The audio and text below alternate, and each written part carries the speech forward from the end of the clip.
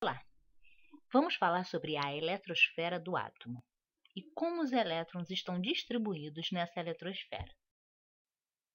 Só para relembrar, um átomo possui um núcleo, onde ficam os prótons e os nêutrons, e possui uma eletrosfera, onde ficam os elétrons. Então, os elétrons ficam distribuídos ao redor do núcleo. Existem 7 camadas ou níveis de energia, mas não necessariamente um átomo vai ter 7 camadas. Isso vai depender do número de elétrons do átomo. Por exemplo, o magnésio tem número atômico 12. Significa que ele tem 12 elétrons.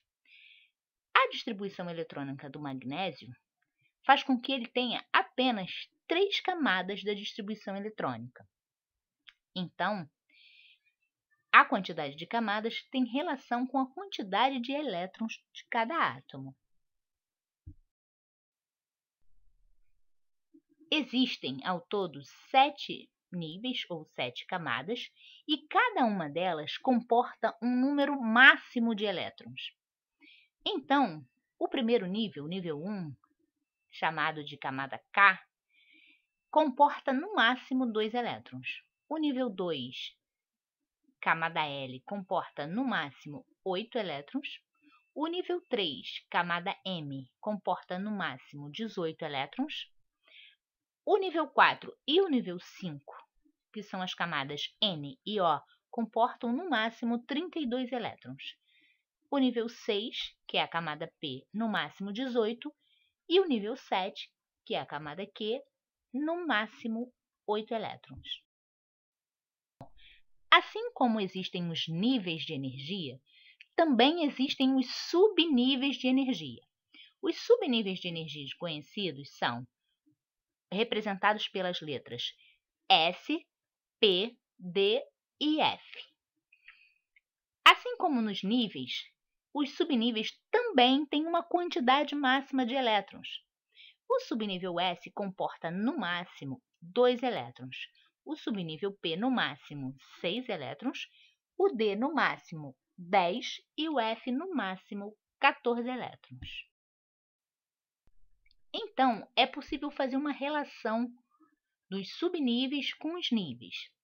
Se o nível 1, que é a camada K, comporta no máximo 2 elétrons, isso significa que ele só pode possuir o subnível S.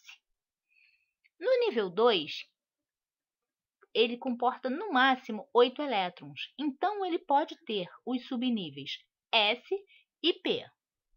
O nível 3, que comporta no máximo 18, consegue ter os subníveis S, P e D.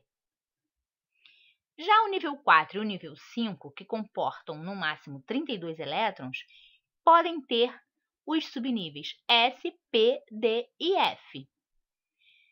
Já o nível 6, como ele comporta 18 elétrons, ele só pode ter o subnível S, P e D. E no nível 7, com no máximo 8 elétrons, só consegue ter os subníveis S e P. Mas como relacionar os níveis e subníveis? O nível 1, como ele só consegue ter o subnível S, podemos escrever como 1S2, ou seja, nível 1, subnível S, e a quantidade de elétrons a gente coloca em cima da letra do subnível. Exemplo, nível 2 comporta o subnível S e o subnível P. Então, a gente pode escrever 2S2, 2P6, ou seja, o número 2 que aparece na frente das letras representa o nível, a camada. As letras S e P são os subníveis e os números que ficam em cima dessas letras são os elétrons, a quantidade de elétrons em cada subnível. Linus Pauling conseguiu organizar um diagrama que envolvesse essas situações. as camadas, os subníveis de cada camada e os elétrons envolvidos. Então, na primeira camada, no primeiro nível, camada K, ele só vai ter o subnível S, que comporta no máximo 2 elétrons. Essa organização gerou um diagrama que consegue fazer a distribuição eletrônica de qualquer elemento, sempre seguindo na ordem, cortando o diagrama na ordem diagonal e sempre de cima para baixo. Bom, vamos fazer uma distribuição.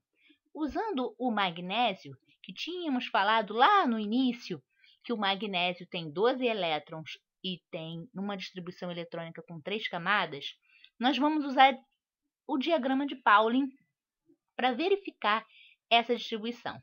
Como é que a gente faz? Começa pelo 1s2. O diagrama começa lá em cima pelo 1s2. E eu tenho 12 elétrons para distribuir. Já coloquei 2, então eu preciso continuar. O próximo que a gente vai colocar é o 2s2. Ou seja, eu já coloquei 4 elétrons. Só que eu ainda preciso colocar mais, porque eu preciso chegar a 12. Então, continua, sempre de cima para baixo na diagonal. Então, o próximo vai ser o 2p6. Então, com isso, eu já coloquei 10 elétrons. Ainda preciso colocar mais 2 elétrons para terminar a quantidade de elétrons do magnésio. Então, depois do 2p6, vem o 3s2. Ótimo! 12 elétrons. Então, a distribuição eletrônica do magnésio é 1s2, 2s2, 2p6, 3s2.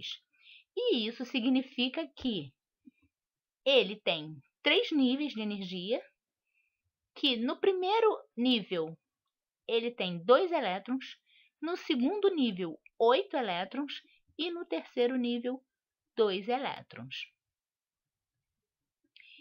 Sendo assim, depois que obtemos a distribuição eletrônica, é importante conhecer principalmente a última camada da distribuição. Então, no caso do magnésio, a última camada dele é a terceira camada, o terceiro nível.